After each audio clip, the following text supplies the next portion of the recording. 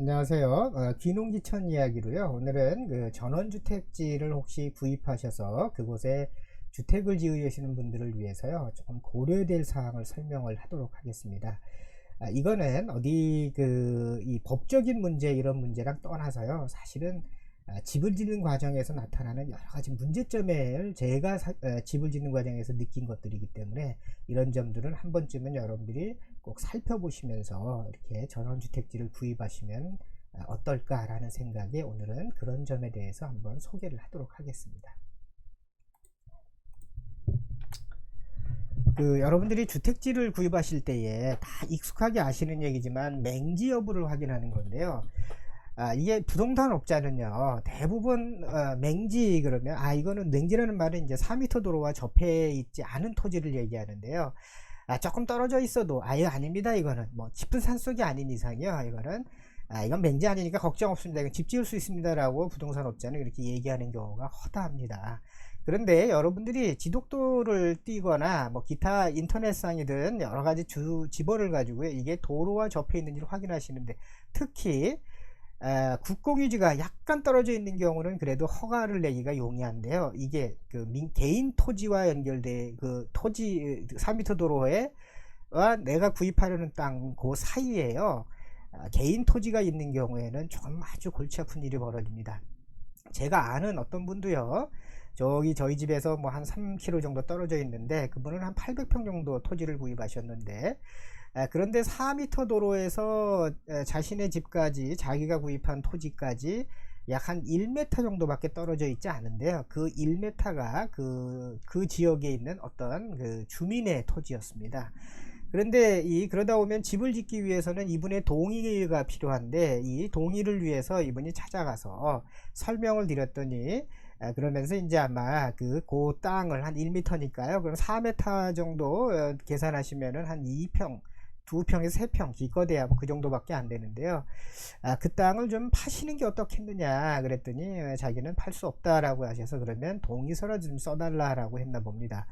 그러면 한 두세 평 정도 땅을 이용할 수 있도록 좀 시골 땅이고 뭐 아무도 안 다니는 땅이니까요, 허락해 달라는데, 그분은 그러면은 사용료를 좀 냈으면 좋겠다라고 해서 자기 개인적 생각에는 처음에는 한 1, 20만 원 드리면 되겠지라고 생각을 했는데, 그분은 2천만 원을 요구했다 그럽니다. 그런데 800평의 땅은 이미 샀고요. 집을 지으려고 지금 서울에 있는 집들도 정리하고 있는 상황인데, 집을 짓지 않게 되면은 이분은 모든 계획이 다 수포로 돌아가니까 결국에는 2천만 원을 주고 그 토지를 이용할 수 있도록 이렇게 동의를 받았다 그럽니다. 그렇게 해서 집을 지을 때에는 사실 얼마나 이게 힘든 과정이 되겠습니까? 저희 집은 다행히 이렇게 4m 도로가 이렇게 있으면요, 여기에 이제 붙어 있어서 저희 땅은 요거보다 조금 더 커서 이렇게 되어 있는데요. 요게 이제 나중에 택지로 전환을 한 거지만은 개발 행위를 할 때 이제 지은 도면이 될 것 같아요. 그래서 붙어서 큰 문제가 없었지만, 여러분들이 혹시 이게 1m라도 다음은 30cm로 떨어져 있다면 이게 문제가 될 수도 있다라는 점, 이런 점들을 늘 염두에 두실 필요가 있을 것 같습니다. 맹지는 도로랑 무조건 떨어지는 건 맹지니까요. 국공유지는 조금 그래도 괜찮습니다. 그런데 사유지가 혹시 중간에 끼어 있으면은 아주 골치 아플 수도 있다라는 겁니다. 물론 아닐 수도 있고요. 이게 이제 토지 소유주가 뭐 괜찮으시고 착하시고 뭔가 이웃하고 잘 지내시는 분들이라면 아마도 허락을 해주시겠지만, 그렇지 않은 경우에는 문제가 발생할 소지가 굉장히 크게 될 것 같습니다. 자, 그 다음에는 토지 이용 계획을 확인할 필요가 있는데요. 이거는 토지 계획 이용 계획 확인서를 띄워 보셔도 되고, 아니면은 인터넷에 들어가시면은 토지 이용 규제 정보 서비스에 치시면은 구입하시려는 토지가 어떤 토지인지, 용도가 어떤 건지 나오게 되는데요. 토지 용도는 크게 도시, 농림, 자연환경 보전, 관리지역인데요. 대부분의 경우에 아마 관리지역으로 아마 되어 있을 것 같습니다. 여러분들이 아마 귀농귀촌 하시는 지역들이요, 도시는 아니실 테고, 또 농림, 논 한가운데에 있는 집도 뭐 논 대규모의 농사지역도 아닐 거고, 또 자연환경, 국립공원에 있는 땅도 사실 아닐 가능성이 높고요. 그래서 관리지역이기 때문에 우리나라 전체 국토의 한 60% 이상이 관리지역이라 그럽니다. 이거 토지일 가능성이 높으니까요. 그런데 이제 관리 지역이 이제 확인이 됐으면 또 그 다음에 또 보셔야 될 거는 관리 지역도 세 가지로 나눠 놓습니다. 하나는 계획 관리, 생산 관리, 보존 관리로 나눠 놓는데요. 아마 제가 권해드리고 싶은 거는 계획 관리인 경우가 가장 이제 집 짓기에는 가장 용이할 것 같아요. 이거는 규제도 좀 다른 상대적으로 다른 데에 비해서 상당히 떨어집니다. 다시 얘기하면 개발용이기 때문에 그렇고요. 근데 생산 관리는 농림어업용이기 때문에 규제도 좀 있고, 특히 보존용으로 되어 있는 보존관리 지역은 규제가 꽤 엄격한 편입니다. 그런데 이제 여러분들이 예를 들어서 밭을 구입하셨다, 아니면 논을 구입하셨다 하더라도요, 이것을 택지로, 즉 그 대지로 전환을 하셔야 되는데, 예를 들면 전용이라는 걸 받게 되는데요. 이 전용 허가를 받으려면 공시지가의 20%에서 30% 정도가를 이제 국가에 지불해야지만 그 전용 허가를 받을 수가 있다는 점도 조금 알고 계시면 좋을 것 같고요. 그러니까 예를 들면은 300평을 구입하셨는데 내가 150평 정도만을 택지로 주택지로 쓰겠다. 그래서 대지로 전환하면 150평에 대한 공시지가 20에서 30% 정도, 이게 조금씩 그 용도에 따라 다르기 때문에요. 그 정도를 이제 또 부담을 해야 됩니다. 계획관리 지역이 제일 좋다라는 거는 건폐율이 제일 높고요. 그 다음에 아까 말씀드린 개발용이다 보니까 특별한 이 규제가 많지는 않습니다. 건폐율이 40이라는 거는 조금 우리가 알고 계실 필요가 있는 게, 이거는 바닥 면적 있죠. 땅의 면적을 예를 들면 여러분들이 구입하신 토지가 뭐 300평이다 그러면은 40%까지 지을 수 있습니다. 바닥이요. 그러면 얼마인가요? 3, 42, 120평까지 이렇게 지을 수가 있다는 거죠. 그런데 생산관리지역이나 보존관리지역은 20% 정도밖에는 못 짓고 4층 이하니까, 이거는 뭐 주택을 짓는, 전원주택 짓는 분들이 4층까지 짓는 분은 이게 많지가 않으니까요. 보통 뭐 2층, 뭐 아주 많아봐야 3층이니까 뭐 그건 큰 문제가 안 되지만 건폐율이 20이다. 그러니까 100평을 만약에 토지를 구입하시면 20평밖에는 바닥 면적 기준입니다. 그러면 1층을 20평 짓고 2층을 한 15평 짓고 뭐 이렇게 지을 수는 있고요. 그런데 계획관리는 40평이고, 그 다음에 보존관리지역에서 조금 유념하실 거는, 이 지역마다 이 조례에 의해서 다른데, 혹시 귀촌하시면서 그곳에 카페를 짓겠다 뭐 이렇게 생각하셔서 같이 하시는 경우가 있을 텐데요. 그럴 때에 건폐율 20%가 문제가 되는 것뿐만 아니라 어떤 지역에서는 아예 카페도 못 짓는 경우들이 있습니다. 그렇기 때문에 해당 토지가 속한 그 지자체에 확인하셔서 이 보존관리 지역 내에서 카페를 지을 수 있는가, 뭐 빵집을 지을 수 있는가, 이런 점들도 확인해 보실 필요가 있을 것 같습니다. 이런 점들이 만약에 다 무산이 되시면 계획하고는 전혀 동떨어진 일이 될 것 같아요.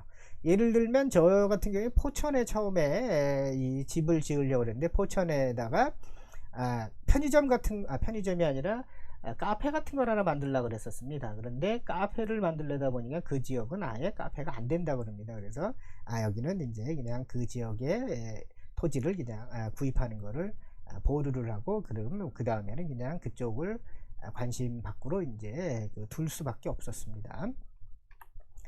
자, 그 다음에 우리가 이제 택지를 구입하실 때 단독 택지로 되어 있는 형태냐, 아니면 단지형, 즉 이제 전원주택 단지 내에 부지가 조성되어 있는 택지냐를 구입하는 두 가지 문제가 발생할 수가 있습니다. 단독 택지는 주변에 뭐 거의 집들이 없거나 나 혼자 홀로 있는 택지가 될 텐데요. 그건 여러분들 아시는 것처럼 그런 경우에는 뭐 다른 주택이 없다 보니까 독립생활이 이제 보장이 되죠. 이거는 이제 내 마음대로 된다라는 뭐 자유를 맡겨갈 수가 있습니다. 저희 집의 경우는 뒷집이 하나밖에 없는데요. 그런데 잘 보이지가 않아요, 서로. 그래서 돌아다닐 때 빤스만 입고 돌아다닌다거나 뭐 이런 농담이지만요. 이제 그래도 이제 크게 문제가 되지는 않습니다. 근데 단독 택지의 경우에는 여러 이 시설이 부족하죠. 그러니까 뭐 지하수라든가 전기라든가 뭐 여러 가지가 이런 게 설치가 되어 있지 않다 보니까요. 그러면은 건축할 때에 이제 비용이 좀 상승할 가능성도 있고요. 가장 또 문제가 될 수 있는 거는 이게 보안, 즉 고립된 생활을 하고 있다는 겁니다. 자유가 많을수록 이게 대신에 시골에서는 또 이 고립, 남하고의 단절을 의미할 수도 있어서요. 그러면 도둑이라든가 뭐 여러 가지 범죄의 대상이 될 가능성도 있어서 그런 점에서는 또 취약한 점도 있습니다. 그리고 이제 반대로 이 전원주택 단지의 경우에는 큰 전원주택 단지를 만들고 그 안에 뭐 200평, 300평, 뭐 150평 이렇게 끊어서 이제 이렇게 택지를 팔죠. 그러면 대부분 사각형으로 이렇게 잘 해놨기 때문에요. 이렇게 택지 집을 짓기에는 아주 좋습니다. 그래서 건축을 짓기가 좋고 또 뭐 이 수도 시설이라든가 전기나 가스 시설 같은 것들도 이 건설업자가요 이렇게 택지를 조성한 사람이 또 해놓는 경우도 많이 있어서요 상당히 이제 그런 점에서는 이제 편리할 것 같아요. 그런데 생각보다 사생활이 노출될 가능성이 높습니다. 이게 아파트는 그냥 들어가서 문 잠그고 사실 잘 밖에 안 나오잖아요. 그런데 이 전원주택에 사시면은 자꾸 바깥에 나오셔서 이 마당에서 뭔가를 하시게 되죠. 그러면 옆집에서 이걸 다 볼 수가 있습니다.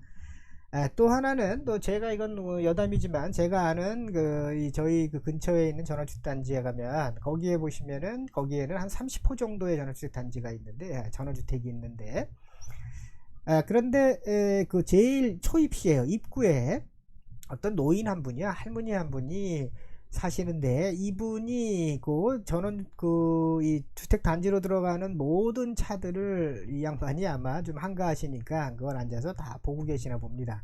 그래서 오늘은 무슨 차가 몇 시에 들어왔다 또 누구네 집 차가 몇 시에 들어왔다 누구네 집에 손님이 왔다 이런 거를 마을 전체에 아마 이렇게 설명을 하시나 봐요. 그래서 이분을 통해서 이 뭔가 사생활이 상당히 많이 노출되고 있다 그럽니다. 그런 점에서 보면은 단지형 주택을 에다가 전원주택을 짓게 되면 실제로는 여러분들 생각 외로 이렇게 사생활은 사실은 이렇게 많이 보장받지는 못합니다. 저는 사실 그런 점에서 보면은 전원주택 단지에 들어가는 것들은 조금 고려를 좀 해봐야 되지 않을까라고 생각을 하고 있습니다. 또 이게 그 전원주택 단지에 보면 대개 홍보할 때 보면요 뭐라 그러냐면은 수도시설 다 돼 있다 전기시설 다 돼 있다 가스시설 다 돼 있다고 주장을 합니다.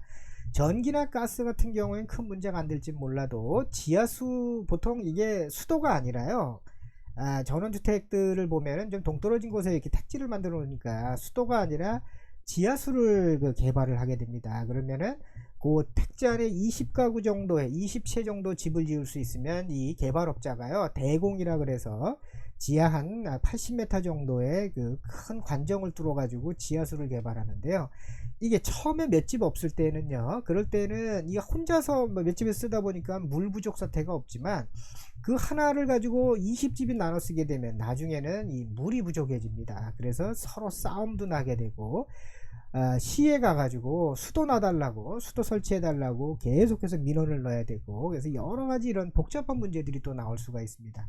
또 전원주택 단지에 들어가시면은 또 이 소위 우리 조금 속된 말로 오지랖이 넓은 사람이 하나가 있으면 전원주택 단지를 예쁘게 꾸미자 우리 마을을 예쁘게 꾸미자라 그래가지고 뭐 소나무도 심자 모두 심자 모두 하자 이러거든요. 그래서 제가 아는 분도 그 안에 들어갔더니 뭐 마을 길을 이렇게 들어오는 그 자기들만의 단지를 예쁘게 조성하기 위해서 나무를 심고 뭐 하기 위해서 가구당 한 100만원씩을 내라. 그래서 안 내겠다고 버틸 수가 없는 거죠. 그래서 100만원을 또 내니까 그걸 가지고 또 뭘 하고 그 다음에는 뭐 쓰레기 뭐 설치시설 만들기 위해서 또 돈 내라 뭐 이런 식으로 해서 계속해서 문제가 나타나는 거죠. 그리고 뭐 한 달에 한 번씩 반상회 하는데 안 나오면은 뭐 벌금을 뭐 5만원인가 내라 그런대나요? 뭐 그런 식으로 이 양반은 바쁜데 그 못 나가니까 계속 5만원씩도 줘야 되고 그래서 어떻게 보면은 또 전원들 단지에 사는 것이 사생활이나 기타 여러 가지 문제에 있어서는 오히려 아파트보다도 어떨 때는 보장을 받지 못하는 경우도 허다하고 또 지하수 사용이나 여러 가지 문제가 또 나쁠 수도 있습니다. 이런 점들도 여러분들이 꼼꼼히 살펴보셔야 될 것 같아요. 저는 개인적으로는 단독 택지가 더 좋다고 생각하지만 그런데 단독 택지가요 딱 한 채만 있는 게 아니라 주변에 그래도 뭐 한 2, 300m든 100m든 50m든 떨어진 곳에 이렇게 집이 군데군데 몇 채라도 있는 게 더 좋을 것 같아요. 그래야지만 좀 뭔가 도움이 필요한 경우엔 부탁도 할 수도 있고 서로 또 왕래도 할 수가 있고 그러지 이 너무 모여 있어도 문제가 되지만 혼자만 단독으로 있으니까 아마 한 두세 가구 서너 가구 정도 뭐 이렇게 있는 택지가 참 좋지 않을까. 근데 이걸 다 고려해서 하기는 참 쉽지 않습니다. 근데 여러분들이 선택을 하셔야 되는데 이런 점들을 선택하실 때에 이런 점들을 조금 고려해 보시라는 얘기가 되겠고요. 그 다음에 기타 고려해야 될 사항은 지하수가 개발한지 지하수가 나오는지를 확인해 봐야 됩니다. 이게 땅부터 덜컥 사놓고 나면요, 만약에 여러분들 사신 땅이 200평 밖에 되지 않거든요. 200평인데 거기에 지하수 개발업체를 불러서 지하수가 어디 나오는지를 확인했더니요, 예를 들면 요게 요 지금 제가 말씀드린 요 땅이 이게 지금 도로도 있고 이걸 그냥 땅으로 생각하시죠. 그런데 요 땅이 요 한가운데 지하수가 나온다고 가정을 해봅시다. 그랬을 때는 이것도 골치 아픈 일이 될 것 같아요. 왜냐하면은 집을 여기다 지으려고 했거든요. 또는 여기다 지으려고 했는데 여기서밖엔 지하수가 안 나온다. 그러면 집의 위치가 달라지게 되죠. 그래서 지하수도 우리가 땅을 좀 매입하시기 전에 지하수가 어디 나오는지 개발업자를 통해서요, 이 부분도 조금 확인해 보시는 것도 좀 번거로우시더라도. 근데 더 심각한 건 그나마 물이 어디선가 나오면 좋은데 요 땅에서 내 땅에서, 그런데 안 나오면 어떻게 할 건가요? 그랬을 때는 남의 토지에 있는 땅에 지하수를 개발해야 되는데, 그러려면은 그분이 과연 그걸 허락을 해줄지, 또 허락을 해준다 하더라면 또 어떤 비용이 증가를 할지, 아주 법적인 문제뿐만 아니라 어떤 이 인간관의 문제에 있어서도 상당히 복잡한 문제가 나올 수가 있습니다. 그래서 지하수가 어디에 나오는지조차도, 물론 수도가 연결되어 있으면 상관없습니다. 근데 수도가 없는 경우에는 그 부분도 사실은 고려하셔야 됩니다. 저희 집의 경우에는 요 뒷부분이 집인데요, 뒷부분이 집인데 다행히 마당 저 한 끝에 여기 도로가 있고요, 거기 한 곳에 이렇게 지하수가 여기에 나옵니다. 저도 사실은 이걸 알고 한 게 아니라요, 했더니 땅을 구입하고 났더니 여기서 나온 거죠. 그나마 다행이었지, 이게 그러지 않고 만약에 다른 곳에 나왔거나 안 나왔으면 정말 골치 아팠을 것 같습니다. 그 다음에는 오폐수 관로가, 즉 이제 내 집에서 쓰는 뭐 생활에서 쓰는 정화수, 이 소위 그 생활수 같은 것들 있죠. 샤워한 물, 또 화장실 사용한 물들이 있을 텐데 이것을 흘려보내야 될 거 아닙니까? 이것이 그 전원주택단지의 경우에는 이 오폐수 관로가요, 우리가 요즘은 이 시에 그 정화 시설로 들어가는 경우도 있지만은 그렇게 해서 설치를 많이 해놓죠. 근데 시골은 그게 안 돼 있는 곳이 허다하거든요. 그러면은 그냥 자연적으로 흘려보낼 수 있는 그 배수로 같은 것들이 있어야 됩니다, 주변에요. 정화조를 묻더라도요. 그러면은 그 부분들을 설치해야 되는데, 저희 집 주변에도 요 뒤에 요렇게 좀 안 보이시면 요렇게 쭉 따라가지고, 저희 땅도 요렇게 이제 저희 땅인데요, 쭉 따라서 여기 아래쪽에 이제 이렇게 저희 집 땅 끝쪽에 배수관로가 있습니다. 그래서 여기다가 저희 집 걸 다 연결하면 되기 때문에, 그러면은 사실 공사가 상당히 용이할 수가 있어요. 그런데 만약에 이런 오폐수 관로가 없으면 거기 지점까지 끌고 가야 됩니다, 이거를. 그럼 그거 개발을 해서 파야 되는데요. 그러면 내 땅이 아니려면 또 땅 주인하고의 또 다른 지주하고의 또 문제가 발생할 수가 있고, 또 비용도 증가할 수가 있고요. 그런 점이 문제가 갈등이 없더라도. 그래서 여러 가지 이런 오폐수가 우리가 관로를 연결할 수 있는 곳이 있는가 없는가도 사실은 또 살펴보셔야 됩니다. 이게 아닌 경우에도 이것도 나중에 문제가 될 소지가 있습니다. 이게 잘 안 돼 있으면 허가가 안 나거든요, 이게 주택을 짓는 허가가. 그 다음에 전기나 인터넷 설치가 가능한지도 따져보셔야 되는데요, 전기는 그래도 그나마 이게 국가기관 산업이라서 어느 정도 설치를 해줍니다. 물론 아주 깊으면은 이 경우에는 일정 부분 비용을 부담을 또 해야 될 거고요. 그런데 진짜 심각하게 고려될 거는 인터넷입니다. 인터넷을 무선 인터넷으로 우리가 뭐 에그 같은 걸 사용하는 인터넷 비용이 너무 많이 들죠. 그리고 불안정하고요. 그래서 인터넷 선로를 설치해야 되는데요, 이게 외딴 집에 혼자 독립되어 있는 택지에 있는 경우에는 인터넷을 설치하는 게 사실 힘듭니다. 그때는 인터넷을 포기해야 되죠. 제가 알고 있는 저희 아랫 동네에 계시는 분이 그렇게 외진 곳도 아닌데 집이 한 3채 밖에 없거든요. 그런데 거기까지는 인터넷 설치업자가 해주지 않겠다라고 합니다. 그 시골은 보통 KT가 독점적으로 거의 운영하는데요, KT조차도 이제 안 해준다 그러고, 해주게 되면 어떡하느냐 그랬더니 기둥을 이제 전봇대를 세우고 그 설치 비용들을 다 부담해야 되죠. 그래서 그분의 경우는 계산해 봤더니 인터넷 설치하는데 600만원 정도를 또 추가 부담을 하라고 요구를 했다고 합니다. 그래서 결국은 그분은 뭐 연세도 있으신 분이라서 아예 안 한다 그냥 그래가지고 인터넷을 지금은 아예 쓰지를 못하고 계시죠. 이게 시골의 이 전원주택지는 그런 점들이 많습니다. 산에 혹시 혼자 집을 짓는데 이는 더 심각해지겠죠. 그래서 인터넷을 혹시 주변에 설치가 되어 있으면 참 금상첨화일 것 같아요. 아마도 전원주택 단지를 선호하는 이유 중에 하나도 이런 그 인터넷 설치가 아마도 좀 용이하기 때문에 그런 것도 또 있을 것 같습니다. 그 다음에 난방의 종류도 결정하셔야 되는데요. 우리가 이 가스 같은 경우가 도시가스가 전원주택은 거의 이제 없다고 보시면 될 것 같아요. 그래서 가스는 그 개인적으로 설치를 하셔야 될 것 같고, 그러면은 이제 우리가 탱크를 설치하거나 뭐 이래야 하실 거고, 그래서 그것도 좀 그러시면은 이게 가스를 설치하시게 되면은 문제점은 크게 없고 제일 간단하지만은 보통 그 1리터 있죠. 1평방 그 우리가 쓰는 그 가스 비용이 사실 도시가스의 거의 2배가 넘습니다. 이거는 왜 그러냐면 탱크를 설치하고 가스 관로를 설치해 주는 거를요 업자들이 와서 해주거든요. 그러면 이 업자들이 이걸 무료라고 얘기를 합니다. 그런데 무료가 어디 있습니까?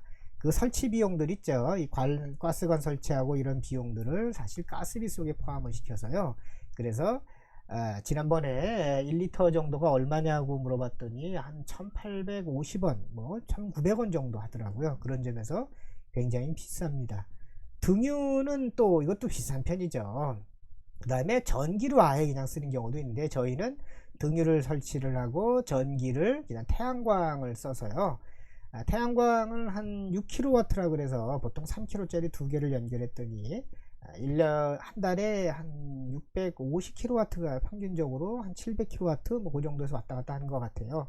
뭐 그 정도다 보니 겨울에도 등유는 조금 쓰고 전기로 상당히 많은 점들을 이제 이렇게 저장해 두면 되니까요. 이제 이거를 나중에 여름에 좀 많이 안 쓸 때, 봄 가을에 안 쓸 때 저장했다가 겨울에는 전기로 이제 많이 구입을 하죠. 그래서 난방의 종류도 이게 전원주택지를 구성하실 때 그러면 어떻게 난방이 가스관이나 이런 것들이 안 돼 있으면 어떻게 할 것인가, 이런 점들도 한 번쯤은 고려해 보셔야 될 것 같습니다.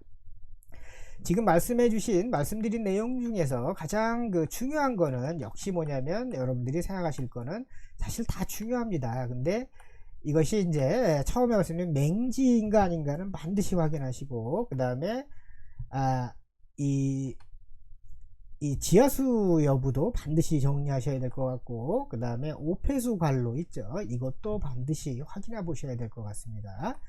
그리고 또 전기나 인터넷 설치 가능 여부도 이것도 꼭 필요하신 분들은 반드시 확인하셔야 되는 내용이기 때문에요.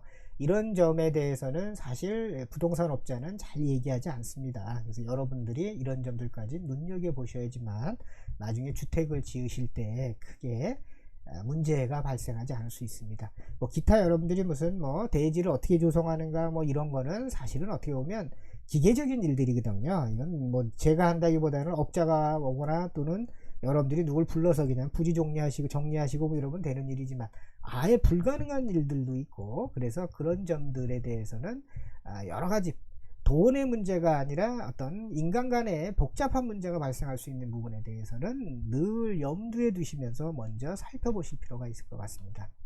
자, 오늘 그냥 전원주택 택지를 구입하실 때에 다른 분들이 말씀하지 않으시는 그러한 아주 기초적인 얘기를 말씀을 드렸는데요. 지금 말씀드린 내용을 한 번쯤은 곰곰이 생각하시면서 택지를 구입하시기를 이제 부탁드리겠습니다.